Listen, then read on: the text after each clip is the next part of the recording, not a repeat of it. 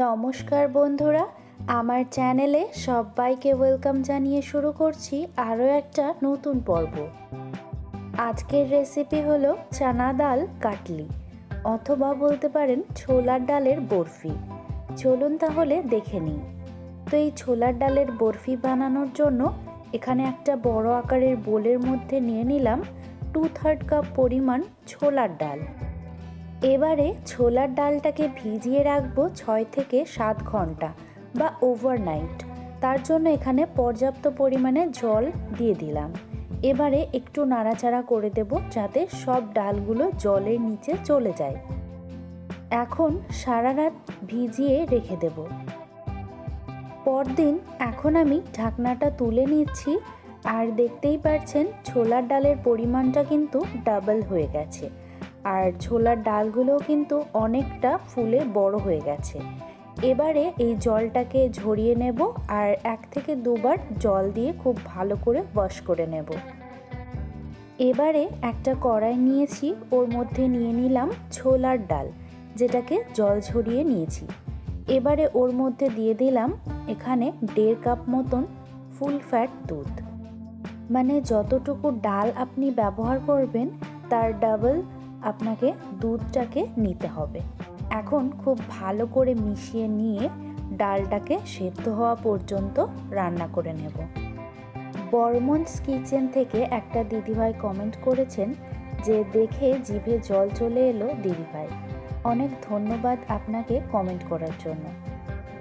শামাজ lifestyle থেকে একটা দিদিভাই কমেন্ট করেছে, দারুণ সুন্দর রেসিপি, এখন এই খাবারটা দারুণ জনপ্রিয়, কারণ শীতের সময় কিন্তু খুব মজা লাগে।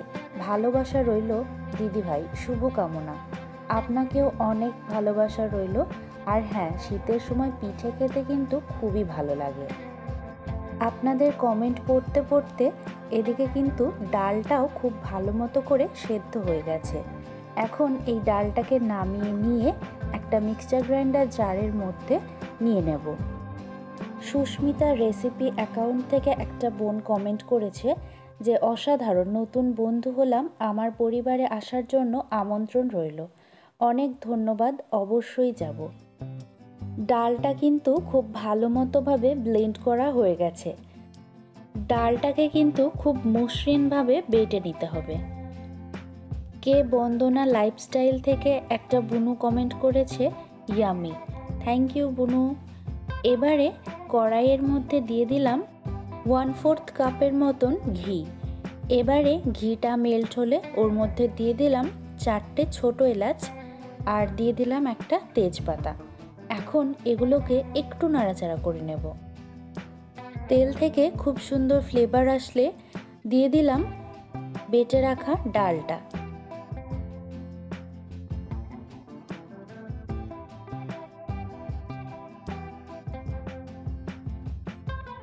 এখন ছোলার ডালের এই মিশ্রণটাকে নাড়াচাড়া করে খুব ভালো মতো করে রান্না করে নেব, আর ফ্লেমটা কিন্তু লোতেই রাখতে হবে।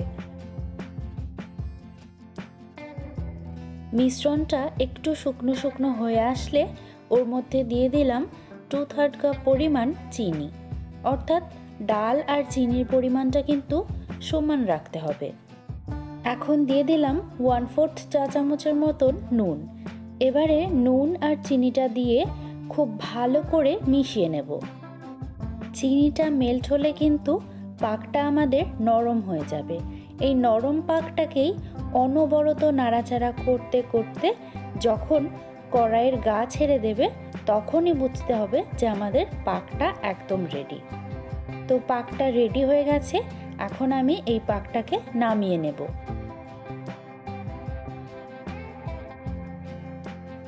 এই পাকটার মধ্যে থেকে তেজপাতাগুলো ফেলে দেব, আর এলাচগুলোও ফেলে দেব। এখন এটাকে একটা স্প্যাচুলার সাহায্যে মসৃণ করে নেব উপরিভাগটা। মিশ্রণটাকে খুব ভালো মতো করে স্মুথ করা হয়ে গেছে। এখন ঠান্ডা করার জন্য কিছুক্ষণ রেখে দেব। ঠান্ডা হলে তারপর একটা চাকুর সাহায্যে বরফির আকারে কেটে নেব। রেসিপিগুলো কেমন লাগছে অবশ্যই কিন্তু কমেন্ট করে জানাতে একদম ভুলবেন না।